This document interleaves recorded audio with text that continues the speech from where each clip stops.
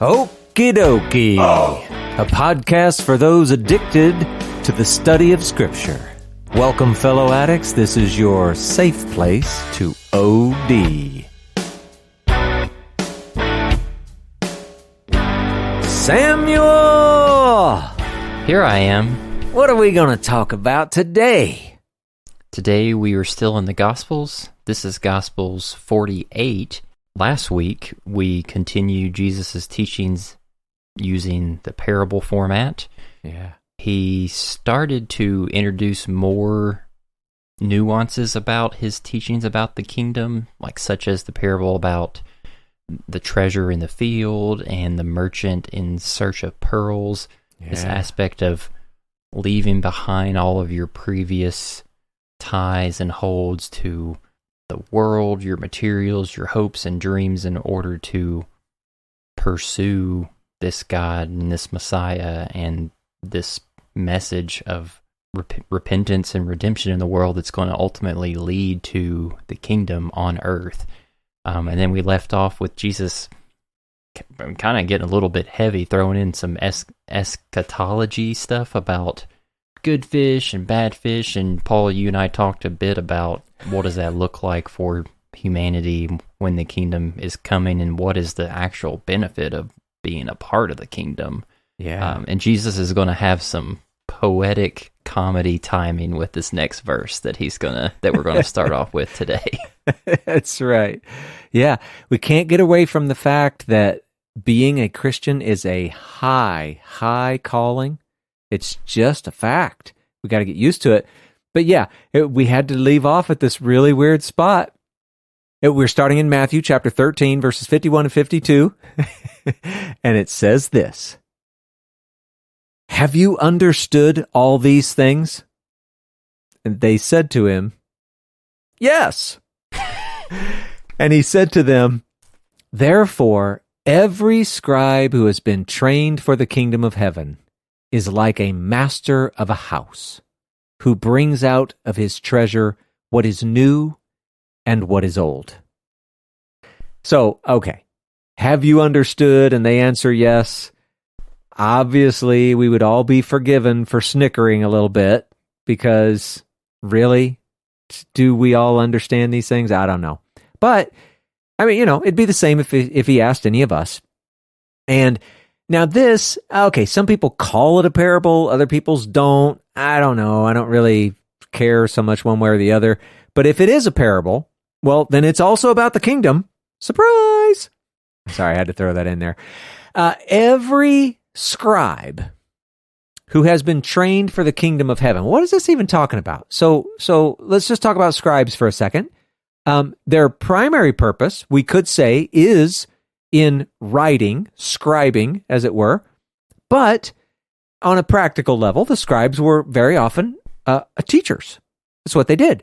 And so since here we know that he's speaking to his disciples, at least, and we know that he would expect his disciples to, at some point, become teachers of other disciples.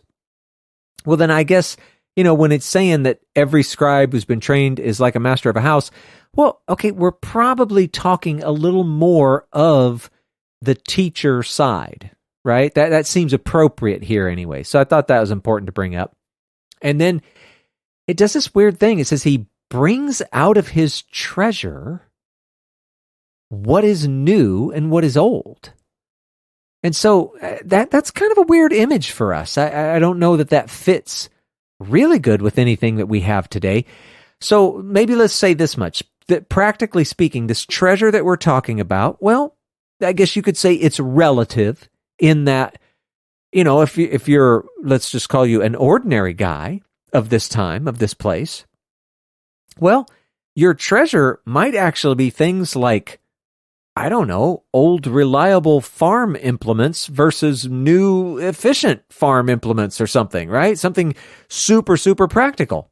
But then if you weren't an ordinary guy, maybe you were some sort of rich guy, well, then maybe it really is what we would relate to as material things that really are more like treasure, like gold or gems, or Or maybe, what we think of as fine things or classic things. They're older, but they have a classic form or beauty and new things that captivate one's attention, things like that. So, I don't know, this idea of treasure and having new and old in it, it could really be very different based on the listener, who they know, who they're involved with, what their life situation is, all of that. But let's go ahead and treat it as we did all the other parables, because we're kind of getting out of those, but we'll just do one for the road.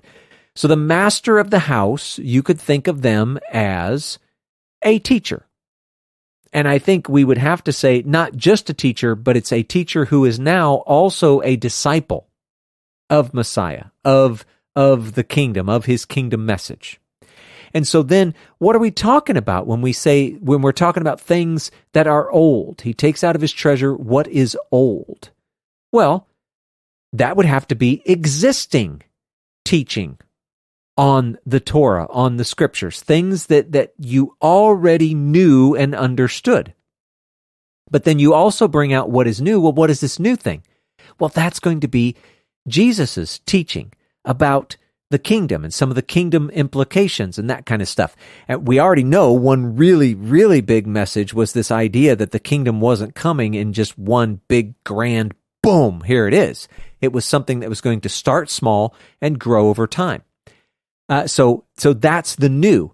And so the takeaway from this, you've got a master of a house, he's bringing out of his treasure what is new and what is old. Well, it's a teacher who's also a disciple of Messiah, the kingdom, and he now has, I don't know if we should say 2 treasures or double the treasure, right? You get the idea. He has more to offer his students. So he's asking, did you understand these things?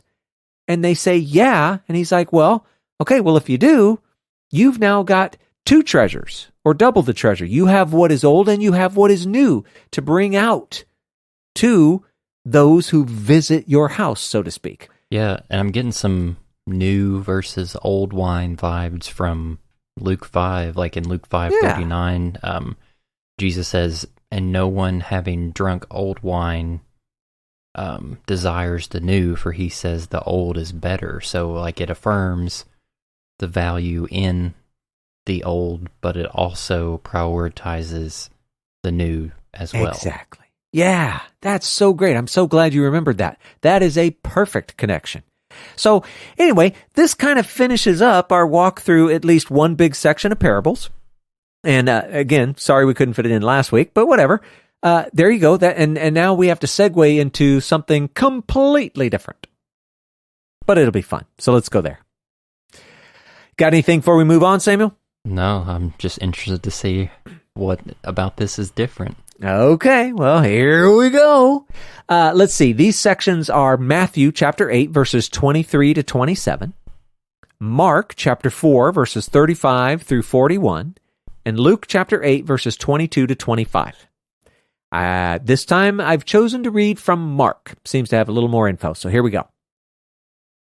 On that day, when evening had come, he said to them, let us go across to the other side.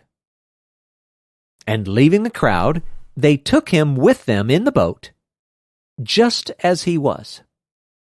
And other boats were with him. And a great windstorm arose, and the waves were breaking into the boat, so that the boat was already filling. But he was in the stern, asleep on the cushion. And they woke him and said to him, Teacher, do you not care that we are perishing? And he awoke and rebuked the wind and said to the sea, Peace, be still. And the wind ceased, and there was a great calm. He said to them, Why are you so afraid? Have you still no faith? And they were filled with great fear and said to one another, Who then is this that even the wind and the sea obey him? It's pretty good storytelling, isn't it? Yeah, for sure. These guys are all right. So, oh my gosh, there's so much in here. So let's start with some of the weird stuff at the beginning. It says that they took him with them in the boat just as he was. What the heck is that? What? That's the weirdest little... Yeah, all I can think of is just as I am. We got to throw on that auto-tune again. Dang it. So, yeah. So, there's a few ideas floating around out there. Some think that this means that they simply took no time to prepare for the journey across to the other side. They just took off. Well, I don't know. That's possible, right? Others think that this suggests that Jesus had wearied himself. Like he's always moving from one thing to the next. And it kind of reminded me as I was reading about that one. You remember how we talked kind of early on in Mark's gospel? We made fun of him always using that word immediately. And immediately. Well, Mark's gospel in general, it kind of presents the story at a faster pace. You know, it's kind of like what's that video editing that people do on YouTube where they don't really try to do anything smooth? It's just, they just clip it and it might look weird, but everybody got used to it. Mm-hmm. Mark's gospel is kind of like that. He just goes from one thing to the next thing to the next thing. And so maybe this is, it's possible. Maybe we're trying to get across the idea that Jesus, he's wearied himself and he's just going from one thing to the next. Well, that could be. Another one is, it could be suggesting just the simple fact that they took no break. He went straight from teaching into traveling on the boat to the other side. And so it's just the emphasis of the no time break, whatever. You know what? I'm sure there are other possibilities. These are some. You can choose whatever you want. I don't know what it is. That's just a weird little phrase to throw in there. They took him in the boat with just as he was. So anyway, think about that one for a while. Now, Mark is also the one to mention that they left the crowds. So that was kind of important. But then he also says that other boats were with him. So what is it? Is this like Jesus plus a whole bunch of disciples? Or, were there some from the crowd that, they just really couldn't shake them? Right? So they ended up coming with him anyway. And by the way, if they've got Jesus in this boat and there are other boats, I know we haven't quite gotten there yet, but what happened to them in the storm?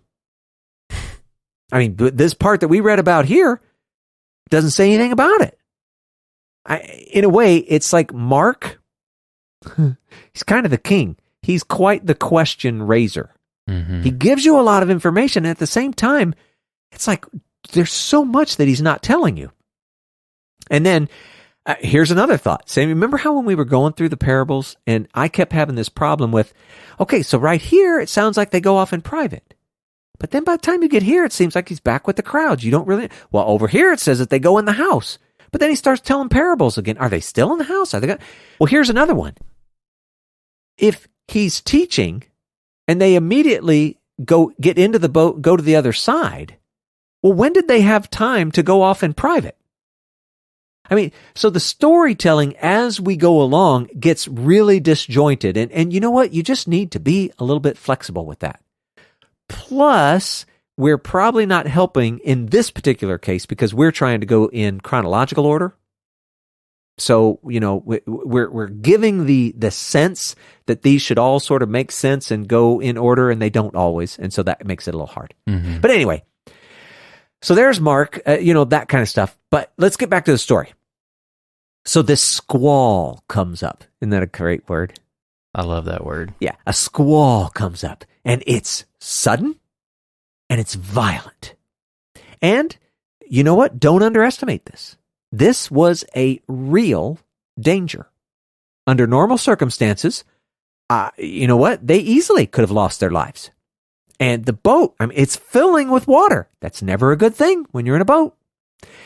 Practically speaking, this whole situation, this just did not look good. But here's Jesus. He's just snoozing, unaffected by it all. Now, apparently he's in the back of the boat, the stern. He's in the back. He's probably sheltered. And I say that because little bit we know about the boats, but also, okay, I get it. Some people can sleep through a lot, but who sleeps through rain and waves actually splashing into the boat, right? So you got to figure he's protected a little bit. And so, we're kind of assuming he's staying dry where they're not. But still, he's got to be seriously sawing logs if they had to wake him up during a storm, right? Now think about it, though. That may actually lend a little credence to the idea that when we say they took him just as he was, they were kind of referring to the fact that he was exhausted. I think it's the first time I've ever pictured Jesus sawing logs. Yeah. It's pretty good. Yeah. But I think it's very reasonable to say, yeah, I don't know. He really might have been truly exhausted because he was sleeping through a lot. But anyway, in Mark's version, he says, "Do you not care?" Now, the other Gospels, they weren't quite that way. They were just ordinary cries for help, right? But Mark's takes on a little bit of more of that, I don't know, self-centered, narcissistic, but enough about you, let's talk about me kind of a feel to it, right? And I always wonder this. Where did Mark get all of his material for his Gospel, Samuel? Oh, I don't know that off the top of my head. You do. You just forgot. It's Peter. He was running around with Peter. And so he's the one that wrote for Peter, copying down all of this stuff. So Peter's the primary source, and it makes you wonder, is this really the words that they use? And is it Peter? Was he the one who said it? Do you not care that we are perishing? And Peter, like in his own brain, he just can never really live this down. And so it ends up making its way to Mark, and Mark ends up putting it in his gospel, right?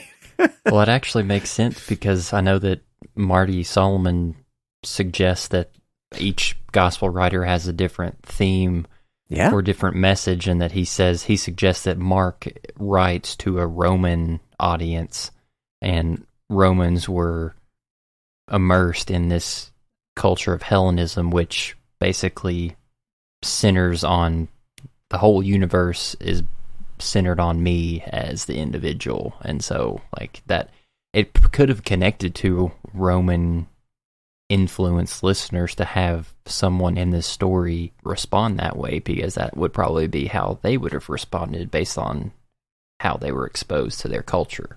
Yeah. And we need to remember that, all through, especially like the Mediterranean, just all those different areas, the Roman culture had infused itself in so many ways and in so many places. So the very thing that you're talking about, the idea that Mark was speaking to people that had taken on some of that Roman stuff. I that's good. Good point. Now, check this out. What does Jesus say? Peace, be still.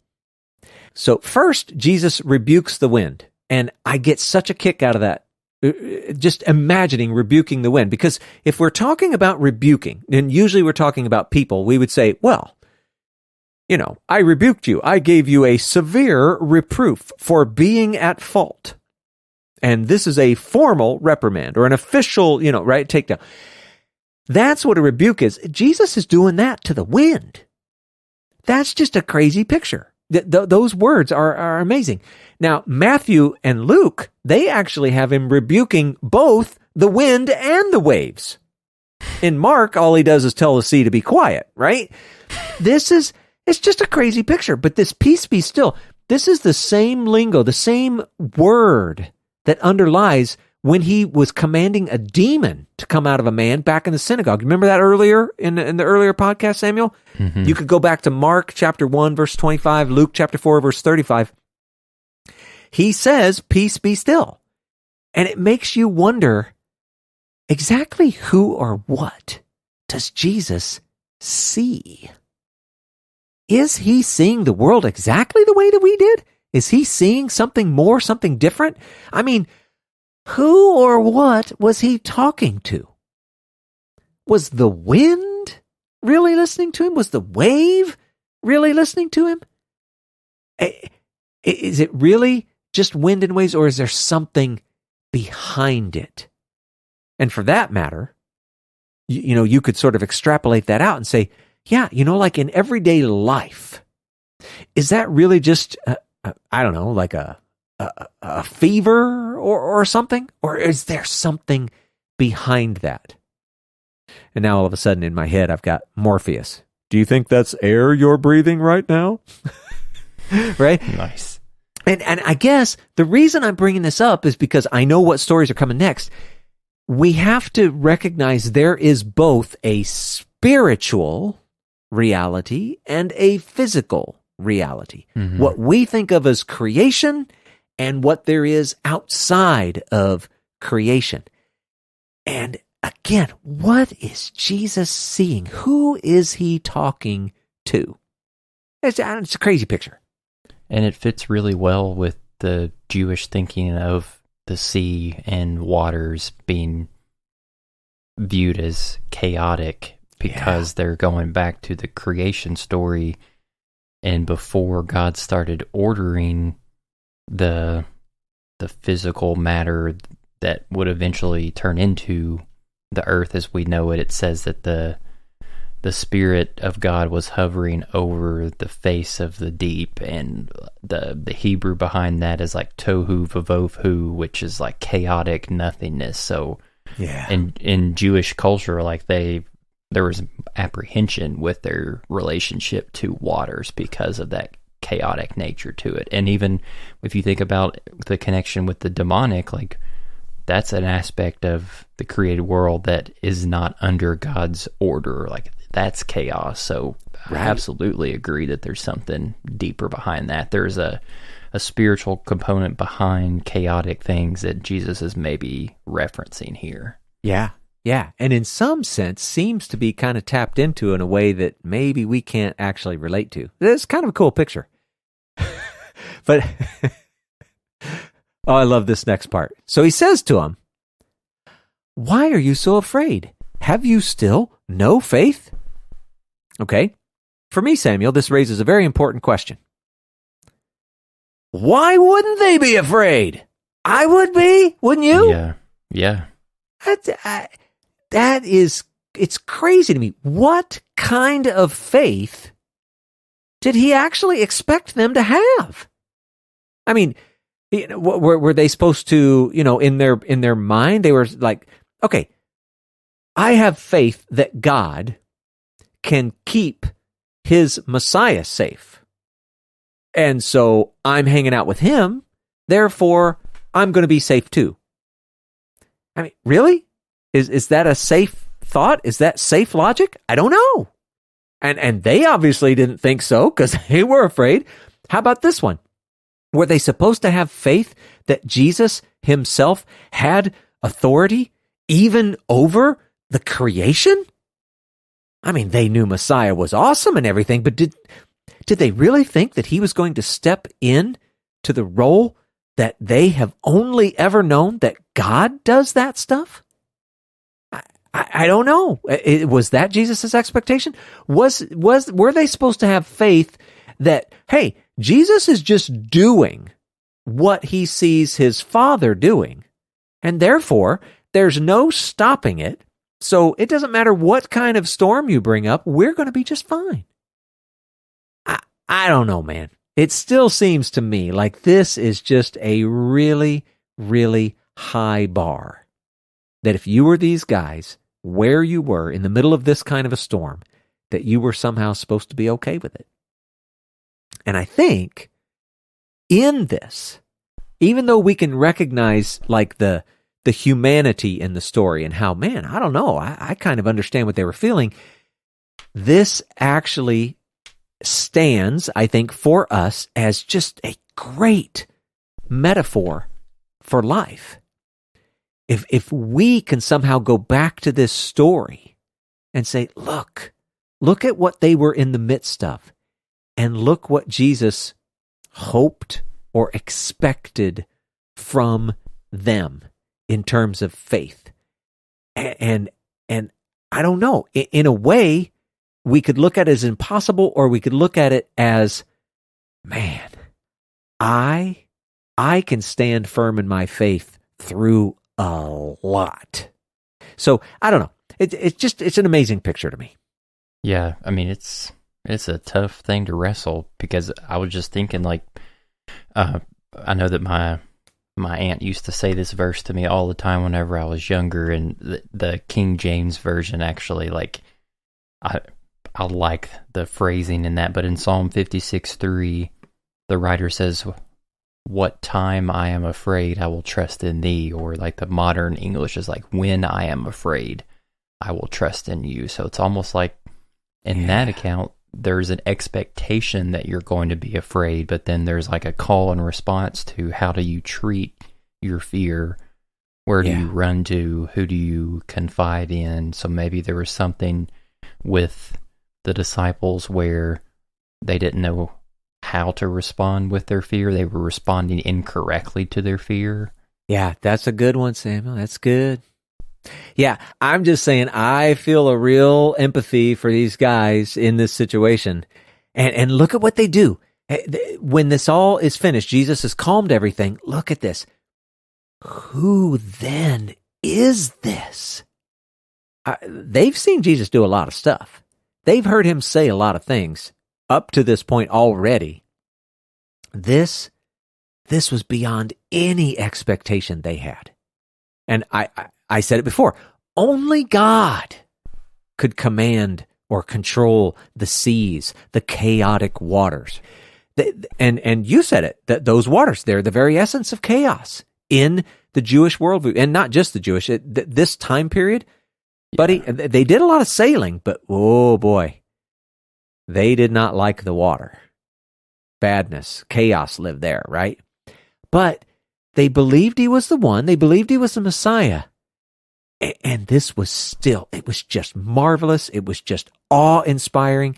And it was fear-inducing power. So, I don't know. I love it. I feel like, man, this is the greatest movie I've ever seen in my life. And it's all going on inside my head. I love this. But you know what? We got to point this out because so many people talk about it. There are a lot of cool parallels between this little story and the story of Jonah. So I'm not going to spend a lot of time talking about it, but I'm just going to list off a bunch of things. You can think about it on your own. Okay, so this all happens in a boat. It's kind of a good match. There was a big storm. There's a good match. You had people who were afraid. They were going to die in the storm, right? That kind of thing. And then you had someone in the story who was sleeping. And somehow, they each did it a little different way, but somehow that person played a very important role in bringing about the cessation of this dangerous storm. In both stories, no one was lost, and whatever it was that led to the cessation of the storm, well, that caused great fear. And then, you sort of see this, in both stories, there's, call it an agent of repentance or salvation. So a lot of cool parallels between the two stories. And is there a potential connection with the nations being involved with this? And Jonah, he was on the boat to go preach, his prophetic message to Nineveh, which was outside of the nation of Israel. And what you're about to read next, the place where Jesus and his disciples are going is outside of the main hub of what's going on with God's people in Jerusalem. Yeah, primarily Gentile. Yes. Good connection. Yeah, so, that's one. I mean, you could literally stop the podcast, spend a few days just looking at all of those because it's so cool and fun, and then come back and finish the rest. or you could just keep listening. Yeah. Because we're just gonna go ahead and keep talking. All right, here we go. Matthew chapter 8, verse 28, Mark chapter 5, verses 1 through 5, and Luke chapter 8, verses 26 and 27. I'm going to do the Mark version because it seems to have more detail, so we'll go there. Oh, Samuel. All right, here we go. They came to the other side of the sea, to the country of the Gerasenes. And when Jesus had stepped out of the boat, immediately there met him out of the tombs a man with an unclean spirit. He lived among the tombs, and no one could bind him any more, not even with a chain, for he had often been bound with shackles and chains, but he wrenched the chains apart, and he broke the shackles in pieces. No one had the strength to subdue him. Night and day among the tombs and on the mountains, he was always crying out and cutting himself with stones. Ooh. I'm getting some Smeagol Gollum vibes right now. That's right, yeah. That's right. That guy sounds freaky. So, let's see. Okay, let's go. First, the storm is stilled, and they make it to the other side. Now, I don't know if you remember, they left when it had become evening. So, we don't know how long it took to get across. Is it still night? Or is it day? That would make it even more creepy if exactly this happened at night. Right. I know. Isn't that crazy? But we don't know. And then, okay, so like Mark's version says, what did I even say? The Gerasenes? Yeah. Mm-hmm. Many translations, it's like you've got the Gadarenes. They would have come from a city called Gadara. The Gerasenes, they would have come from a place called Gerasa or Gerasa. And then you have the Gergesenes is another one. They come from Gergesa or something like that. I don't know if I'm pronouncing any of that right. The point is, we don't know the exact specific location. And I don't think, I haven't found anywhere in here that it's really critical to the story, right? So the exact location might be a bit elusive. Here's what we do know. They were in the Decapolis. We've talked about that before. It's across the sea from Capernaum. And I guess if you're thinking about it in terms of a map, you would be going east and then probably a little bit to the south. Now, again, you mentioned it already. This is the really important point. The place where they're going, it's primarily Gentile. Doesn't mean there wasn't a Jew in sight, but it would have been pretty rare. The overwhelmingly vast majority of Jesus' ministry up to this point, and as we continue through to the end, it's going to be to Israel or within Israel. Now, this doesn't have anything to do with Gentiles, whether they were to be or not to be a part of the story. Of course they were. But when Jesus was here, what was important is salvation has to come through Israel. That's the promise. That's the story. And so Jesus himself, well, he is an Israelite. And in addition to that, the Jewish people, obviously, they're Israel, but the remnant into which the Gentiles needed to be grafted by faith, we'll talk about that, I'm sure, someday in the future, that remnant had to be Israel. So, why you see Jesus ministering mostly through Israel is because this is the foundation, this is the beginning, that's where it all has to start. And then we're going to see these odd little stories here and there where Jesus actually interacts with the Gentiles, and then of course later, the Gentile interaction pretty much takes over the story. But now here's the thing, Samuel. This is just rough. If we were to read the Matthew version, which is super short, it says, when they came to the other side, to the country of the Gadarenes, 2 demon-possessed men met him coming out of the tomb so fierce that no one could pass that way. Okay. So was it 1 man or 2? You just got to admit, that's kind of problematic, right? You would think. If there was a difference, like we're going to read about this later, Jesus sends out, well, somebody says 70, somebody else says 72. Does that really bother you? Not really. Yeah, it doesn't seem like a big deal. When two people are telling a story and somebody says 1 and somebody else says 2, okay, that's kind of a big deal. Doesn't that seem like it's hard to get that wrong? Well, yeah, that's 100% more. That's right. It just seems like a big deal. And you know what? People who are opposed to God, Christianity, the Bible, whatever, they love this one because they think this is just bad, bad, bad, bad, bad. And I mean, you just gotta stand back and go, look, I get it. This seems bad. Now, we could look for some possible explanations. One of them would be, well, okay, we don't actually know that all three of these stories are actually all describing the same event. Okay, I'll acknowledge that that's a possibility. And other than the fact it's one guy versus two guys, it sure seems like they are talking about the same event. I doubt that he went and, went across the sea to Gentile Decapolis and freed some guy. Right? That doesn't happen more than once, right? Kind of weird. So I don't know about that one. Maybe, maybe not. Another one is that, well, you know what? Mark and Luke, they're focusing on the one man because he was the one that was dominant or prominent. He like he was the one doing all the talking, if you will. They don't ever explicitly say that there wasn't another man. They're just focusing on the one. Okay, well, again, I can't really claim that that's impossible. It does seem a little bit evasive, you could say, but okay, it's possible. And then a third one might be, well, we've talked about this before. Eyewitness testimony is a funny thing. On one hand, you need it to be consistent enough that you can find out what the truth is.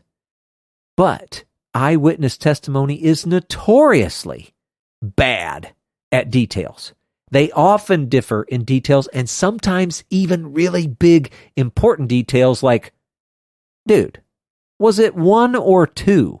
Can you really not get that right? But it really happens. I'm sure we could find some real-life court transcripts where you'd see stuff like this all the time. The point is that testimonies collectively provide a consistent thread through which we can, you can get a clear and right picture of basically what happened. And this is just going to be true among humans across all time. It's okay. So this is another reasonable possibility. Are any of these things right? Do they actually explain it? I don't know. But they're all possibilities. And so we're just going to go with it because what am I going to do? Change it? That's what's in the Bible. I can't fix it. It's just there. But anyway, here's what we know about the man or the men. They were demon possessed. Or you could say they had unclean spirits. Or you could just simply say they had demons, whatever that means. And so this is sort of the given explanation for what was wrong with this guy or the guys, whatever. And then we get this description of what he looked like. Sort of. He was fierce. He wore no clothes. Which, okay, by the way, the words that are used here, he doesn't have to be completely naked. Okay, but whatever. He wore no clothes. He lived among the tombs. He had often been under guard. We'll read that actually in what follows. He was bound and shackled, but he always broke free. He was occasionally driven to the desert. That's another thing that appears in the scriptures that follow. He could no longer be bound. He had unmatched strength. He was always crying out, and he was always cutting himself with stones. So this dude, he was probably really well known, and he was a hot mess. that is just, I don't even know how else to describe it. This dude, he was struggling. He had troubles. Yeah. And again, it could be dudes, whatever. You know what? I'm just going to speak in the singular from here on out, just for simplicity's sake, because I don't want to keep going dude or dudes, guy or man, whatever. Yeah.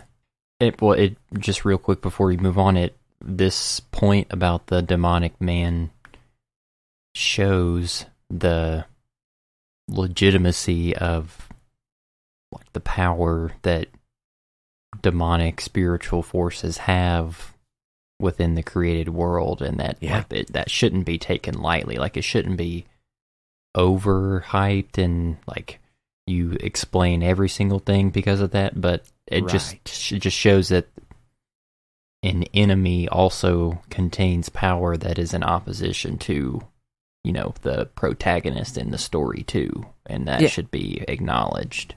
Yeah, don't act like they're not real. Don't discount them as if it's nothing. That was just, superstition at the time or whatever. No, don't do that. But yeah, like you said, don't blame everything on them. It's good. It's good. So, let's see what happens with this guy. So we move on to Matthew chapter 8, verse 29, Mark chapter 5, verses 6 through 8, and Luke chapter 8, 28 and 29. You know what? I'm going to go ahead and read Mark again, and a little piece. There's something I liked in Matthew, so I'll add that in there too. So Mark 5:6 says this. And when he saw Jesus from afar, he ran and fell down before him. And crying out with a loud voice, he said, "What have you to do with me, Jesus, Son of the Most High God? I adjure you by God, do not torment me." For he was saying to him, "Come out of the man, you unclean spirit." Wow. Okay. So let's do the little bit from Matthew also. He says it this way. Have you come here to torment us before the time? Whoa, that's important information too, right? What's going on here? Mm-hmm. Now, Luke, he adds some other things. We're not going to read that because they kind of match what Mark had already said above. But anyway, so here is, let's just say it's a guy. He sees Jesus and he runs and falls down before him. What does that tell you, Samuel? He's subject to Jesus and his authority. Bowing to the authority, yeah. And then, notice it says he ran and fell down before him and crying out with a loud voice, he said, all right, so he saw Jesus. He ran and fell down. He said, who is the he that we're talking about here? You might be thinking that it's obvious. Well, it was this man. But in the context, the whole little interaction that happens here, everything seems to be happening between Jesus and this demon. Remember, Jesus is the one that starts it all by commanding the unclean spirit to come out of the man. And so it's the demon that's responding. Kind of interesting, right? Now, Jesus, notice that Jesus didn't introduce himself. Hey, my name's Jesus, get out of the man. The demon names Jesus. He uses his actual earthly name, Yeshua, right? It's his human name, his earthly name, title, whatever. And this demon knows exactly who he is. That's kind of interesting to see. He also calls him, as if that wasn't enough, Son of the Most High God. So now he's not just using his, like earthly or human name. He's using his, call it his heavenly name or title. And again, we see that the demon knows exactly who he is. Kind of interesting. And then he asks the question, what have you to do with me or with us? And we've talked about this before. It's like saying, we have no business with each other? Or what business do we have with each other? And another thing you might say is, what are you doing here? The idea that it puts across is that there's something incorrect about you being here with me right now. So you remember back, Jesus and his mom, they ran out of wine. And what was the question? She's like, hey, they've ran out of wine. Do something. And Jesus said, what does this have to do with me? What does this have to do with me? And then you remember the demon-possessed man in the synagogue? It's kind of that same story. Go back to Mark 1:24, Luke 4:34. What did the demon say? Or what did the man say? Whichever it was. What do you have to do with us? You know what? Read that, Samuel. Read Mark chapter 1, verse 24. What have you to do with us, Jesus of Nazareth? Have you come to destroy us? I know who you are, the Holy One of God. Yeah, and did you hear it? He used his human, earthly name, Jesus, and he used his heavenly name or title, whatever, Holy One of God, just like this one did. Both of them, they know who he is as soon as he shows up on the scene. And the earlier one, have you come to destroy us? What did Matthew's version say? Have you come here to torment us before our time, before the time?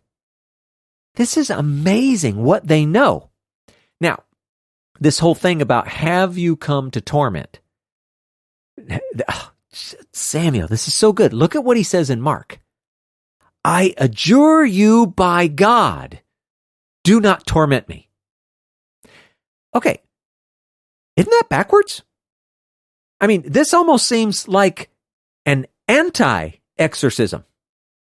Isn't it supposed to be the exorcist who is adjuring the demon by God? I adjure you by God, right? Power of Christ compels you, right? Yeah. Right? But that's not what happened. This demon is adjuring the exorcist by God. It's crazy backwards. It's not supposed to be like that. This demon, I don't even know. Is this crafty?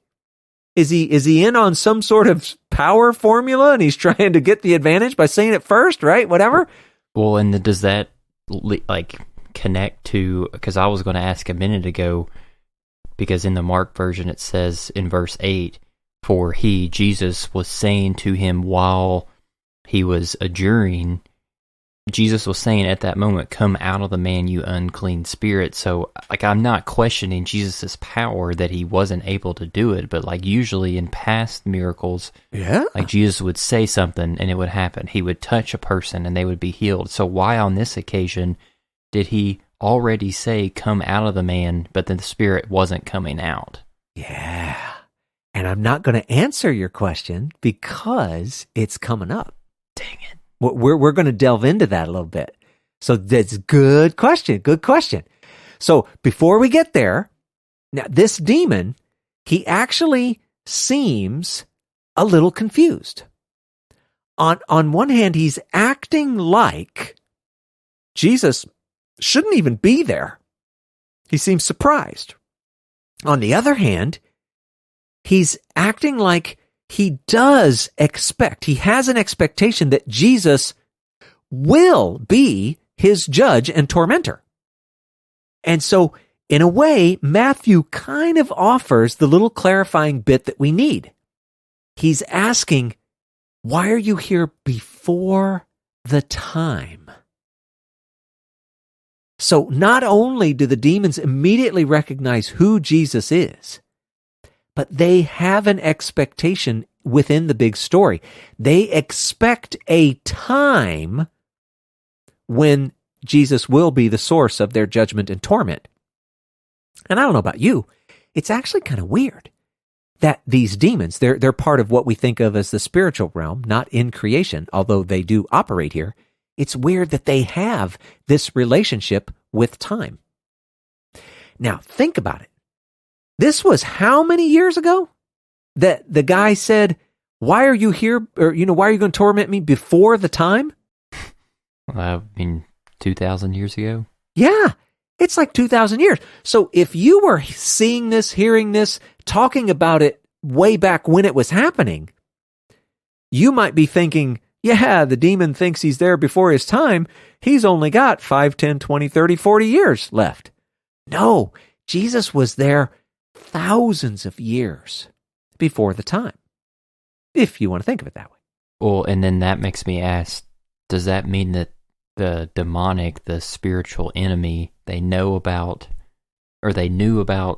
Messiah, son of David, the conquering king and judge, but was it actually a strategic surprise on God's part that they didn't expect Messiah, son of Joseph, to be a part of the equation? Yeah, it's a great question. I don't know. They have some sense of their end. They know that there's going to be this figure. What all do they know? And what had God successfully hidden from them? And all, I don't know. It's a crazy picture. But this demon, he did expect Jesus, or maybe you could say a Messiah figure, or whatever you want to call it, just not yet. He did expect judgment. He did expect torment, just not yet. So I don't know. I just think that's crazy. Now, kind of back to your question. Jesus was saying, come out of the man, right? So, okay. Did he say it only once? Or was he repeating it? And like you were saying, was this demon offering some sort of resistance that we haven't seen in any of the stories so far? And I think that the answer is, he very may well have been offering a resistance we haven't seen so far, and with good reason. And what we really need to do is read more of the story. Oh, come on, let's see if we can fit it in, because I can't leave you hanging right there. All right, so we go to Mark chapter 5, verses 9 and 10, Luke chapter 8, verses 30 and 31. We're going to read from Mark. It says this: And Jesus asked him, "What is your name?" He replied, "My name is Legion, for we are many." And he begged him earnestly not to send them out of the country. All right, so catch this, Samuel. The demon knew exactly who Jesus was. But Jesus had to ask for his name? Maybe Jesus knew his name. He was just asking for the benefit of those around him. I don't know, maybe. But maybe not. I don't know. This is a really crazy story. The way it's written, we just can't really be sure. And then we kind of have to go back to, well, remember, the story that we're selling here on the podcast is Jesus was human. He was walking around as a human. He was self-limiting the God part of him. We're not denying his divinity in any way, but Jesus is walking around as a human, self-limiting the God part, yet he was also filled with the Spirit, and he had that Spirit without measure. It seems like this is something Jesus should have been able to know, and yet the way it's written, we're not so sure. It's kind of weird. Now, I'm not saying that it is one way or the other. I'm just saying we shouldn't be reflexively jumping to, well, Jesus is God. He knows everything.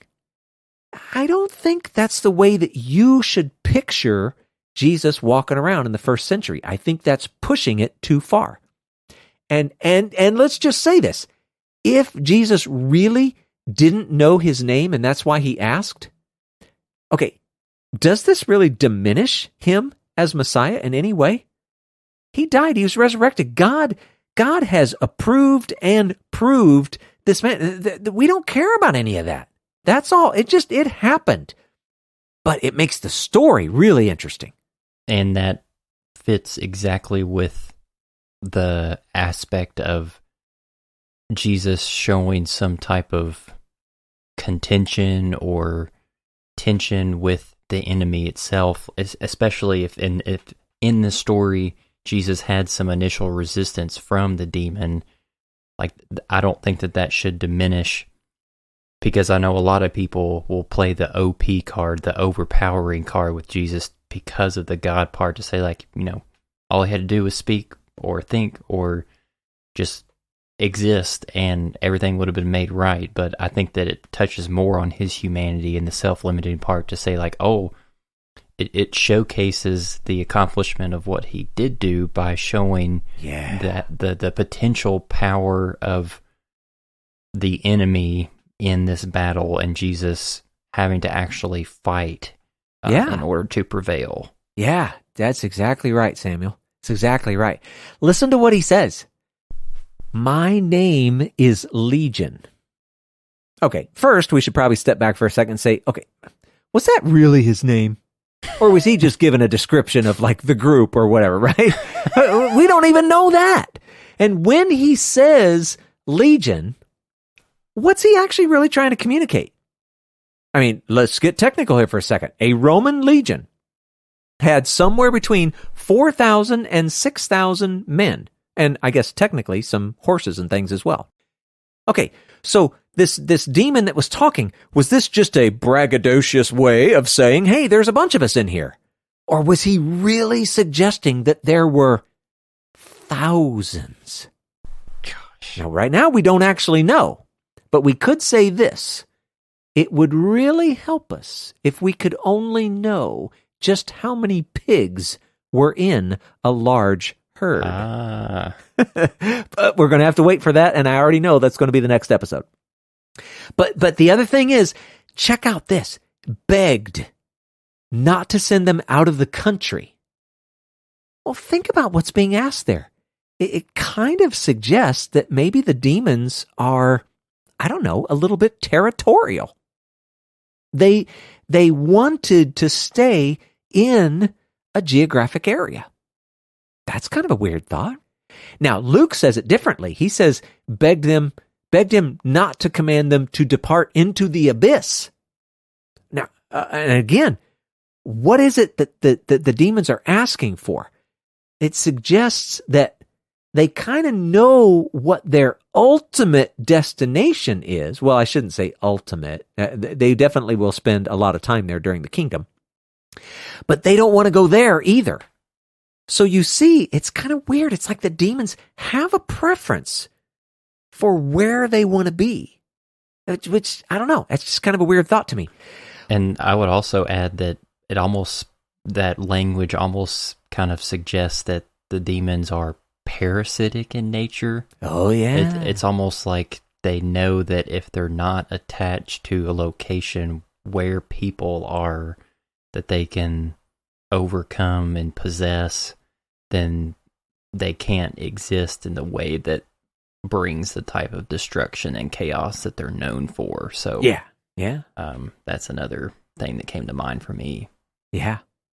I don't know. These are all, I mean, and I don't know.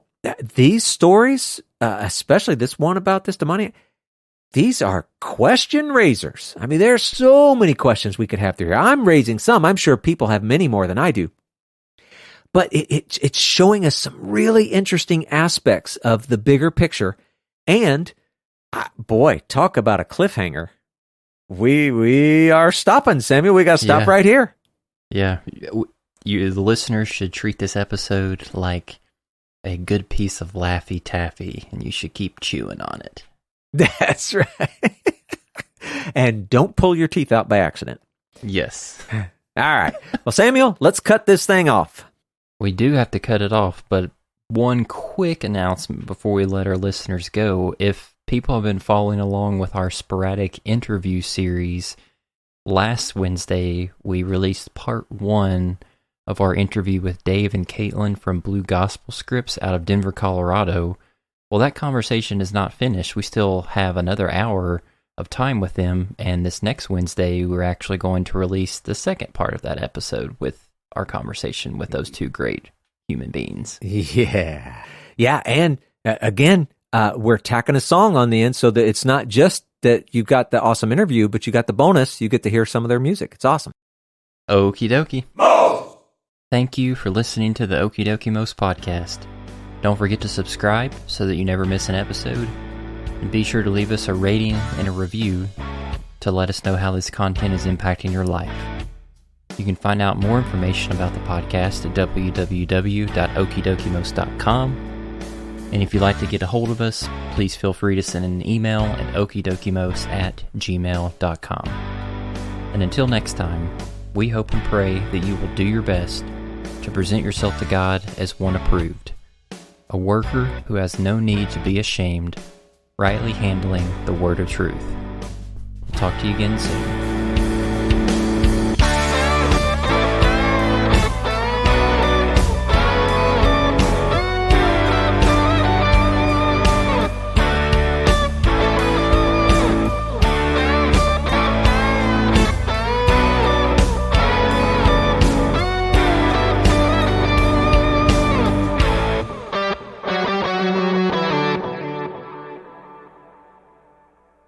Samuel! Hold on. That needs to be a blooper.